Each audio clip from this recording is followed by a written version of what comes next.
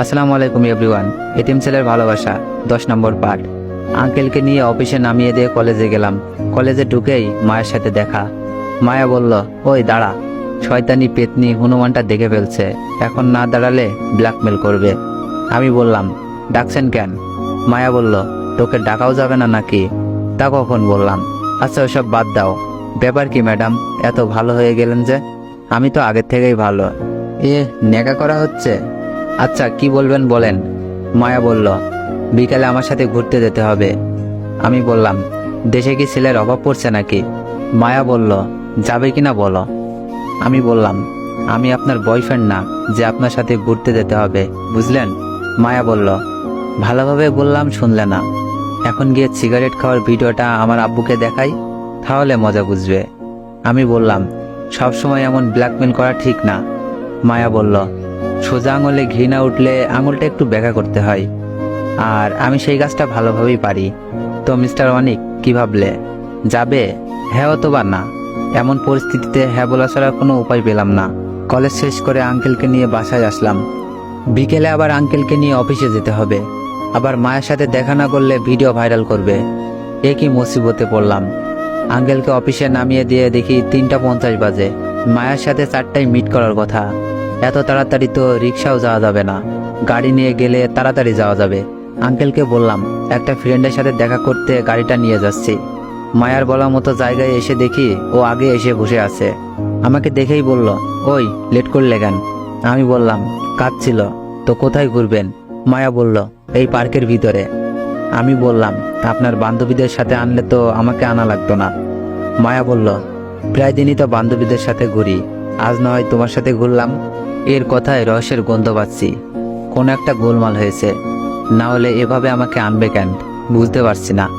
হাঁটতে হাঁটতে কিছু দূর চলে আসলাম। মায়া বলল, অনেক, আমি কি তোমার হাত ধরে হাঁটতে পারি? আমি বললাম, ঘুরতে চাইছেন, আসছি, কিন্তু হাত ধরবেন কেন? মায়া বলল, 2 মিনিটের জন্য, প্লিজ না করো না। বলেই মায়া আমার হাত ধরে ফেলল। কিছু দূর যাওয়ার পর দেখি কয়েকটা মেয়ে দাঁড়িয়ে আছে। মায়াকে দেখে ওরা বলল, বাহ, এইটাই তাহলে তোর বয়ফ্রেন্ড? অনেক কিউট তো। কতদিন হলো? মায়াগুলোর কথা শুনে মনে হলো আমি স্বপ্ন দেখছি। আমি মায়াকে বললাম, এসব কি হচ্ছে?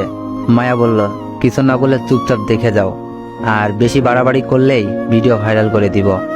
আমি বললাম, তোর ভাল লাগে না, খালি ভয় দেখাই। মায়া ওদের সাথে কথা বলতে লাগলো, আমি দাঁড়িয়ে শুনতে লাগলাম।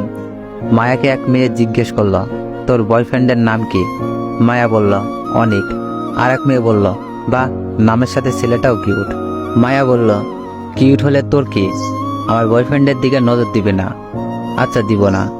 মায়া বলল, তোরা তো বলেছিলি আমি বয়ফ্রেন্ড বানাতে পারবো না, আর পারলে 5,000 টাকা দিবি। এখন আমার টাকা দে। ও বুঝলাম, তাইলে এতক্ষণে আমাকে এখানে মুরগি বানানো হয়েছে। এইটাই সুযোগ প্রতিশোধ নেওয়ার, তবে একটু অন্যভাবে নিব, হিহি। মেয়েগুলো মায়াকে টাকা দিয়ে দিল। আমি মায়াকে বললাম, বাবু, আমার বুকের ভিতরে কেমন কেমন করছে, একটু আমাকে জড়িয়ে ধরো। মায়া আমার কথা শুনে চোখ বড় বড় করে তাকালো। পাশে ওর বান্ধবীরা দাঁড়িয়ে আছে, এজন্য কিছু বলতে পারছে না। আমি বললাম, কি হলো বাবু, আসো, জড়িয়ে ধরো। মায়া বলল, এত মানুষের সামনে? মায়ার এক বান্ধবী বলল, আরে আমাদের সামনে একটু জড়িয়ে ধরলে কিচ্ছু হবে না। মায়া দাঁড়িয়ে, আমি গিয়ে মায়াকে জড়িয়ে ধরলাম। এরপর ওর কানের কাছে মুখ নিয়ে গিয়ে বললাম, বাবু, তুমি আমাকে চিনো না, এজন্য ভুল করে আমাকে বয়ফ্রেন্ড বানিয়ে আনছো। বয়ফ্রেন্ড যখন হয়েছি তখন তো রোমান্স করতেই হবে, না হলে তোমার বান্ধবীদের সামনে তোমার আসল পর্দা সরিয়ে দিব। একটু পর মায়াকে ছেড়ে দিলাম। আসলে জড়িয়ে ধরার এত মজা আগে জানলে আর বললাম না। মায়ার এক বান্ধবী বলল, আহা কি জুটি, ছবি তুলে রাখতে বলিনি। মায়া কিছু বলছে না, খালি রাগে ফুঁপছে। আমি ওকে চোখ মারলাম, ও আরো রেগে গেল। আসার আগে লুকিয়ে মায়ার বান্ধবীর নাম্বার নিয়ে আসলাম। মায়া বলল, ওই আমাকে জড়িয়ে ধরলি কেন? আমি বললাম, গার্লফ্রেন্ডকে জড়িয়ে ধরবো না তো কাকে ধরবো? মায়া বলল, আমি তোর কবে থেকে গার্লফ্রেন্ড হলাম? আমি বললাম, তাহলে আপনার বান্ধবীদের সামনে আমাকে বয়ফ্রেন্ড পরিচয় দিলেন কেন? মায়া বলল, ওটা তো বাজি ধরে করেছি। আমি বললাম, আর আমি বয়ফ্রেন্ডের মতো অভিনয় করেছি, কেমন লাগছে আমার অভিনয়? মায়া বলল, লুচ্চা ছেলে, মেয়ে দেখলে জড়িয়ে ধরতে ইচ্ছে করে। ইচ্ছে হচ্ছিল কষে কয়েকটা লাগাতে, কিন্তু বান্ধবীদের সামনে বলে মাফ করে দিলাম। আমি বললাম, 5,000 টাকার জন্য আমাকে বয়ফ্রেন্ড বানাতে পারিস আর আমি জড়িয়ে ধরলেই দোষ? বেশি কথা বললে তোর বান্ধবীদেরকে বলে দিব আমি তোর বয়ফ্রেন্ড না। তাহলে সত্য মতো 5,000 টাকা তোর ওদের দিতে হবে। আর হ্যাঁ, নেক্সট টাইম আমার সিগারেট খাওয়া নিয়ে কথা বললে এই কথা চলে যাবে তোর বান্ধবীদের কাছে, মনে রাখিস।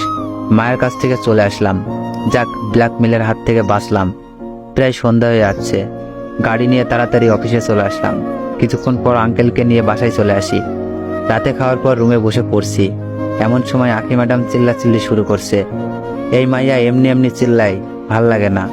দেখে আসি কি হলো। এ কি, ম্যাডামের রুমে অন্ধকার হলো কিভাবে?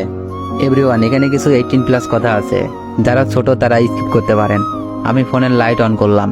দেখি ম্যাডাম খাটের উপর বসে আছে। ইতিমধ্যে আঙ্কেলও চলে আসছে। আঙ্কেল বলল, এভাবে রুম অন্ধকার করে চিল্লাচিল্লি করছিস কেন? আঁখি ম্যাডাম বলল, বাল্ব নষ্ট হয়ে গেছে মনে হয়। আঙ্কেল বলল, অনেক, আমার সাথে আসো। আঙ্কেলের সাথে গেলাম। আঙ্কেল আমার হাতে বাল্ব দিয়ে বলল, এটা আঁকির রুমে লাগিয়ে দিয়ে আসো। আমি বাল্ব নিয়ে ম্যাডামের রুমে আসলাম। ম্যাডাম, কি হয়েছে? একটু উঠে আসুন আর লাইটটা ধরুন, আমি বাল্ব লাগিয়ে দিচ্ছি। এত উঁচাই বাল্ব লাগানো লাগাল পেলাম না। রুমে একটা চেয়ার আছে, ওটা এগিয়ে নিয়ে ওটার উপর উঠে বাল্ব লাগাতে লাগলাম। হঠাৎ ম্যাডাম চিৎকার করে উঠল আর আমাকে চেপে ধরল। এমনিতেই কোনো মতে চেয়ারের উপর দাঁড়িয়ে আছি, তারপর এমনভাবে জড়িয়ে ধরছে আর নিজেকে সামলাতে পারলাম না। ম্যাডামের উপর পড়ে গেলাম। আমার ঠোঁট গিয়ে ম্যাডামের ঠোঁটের সাথে লেগে গেল। কি একটা রোমান্টিক দৃশ্য। ইচ্ছে করছে একটা কিস করে দিই, কিন্তু অন্ধকারে কিছুই দেখতে পাচ্ছি না। একটু পর ম্যাডামের উপর থেকে নেমে বললাম, ম্যাডাম, কোথাও ব্যথা পাননি তো? না, আমি ঠিক আছি। আবার চিল্লালেন কেন? ম্যাডাম বলল, টিকটিকি দেখে। আমি বললাম, টিকটিকি দেখে কেউ ভয় পায় নাকি?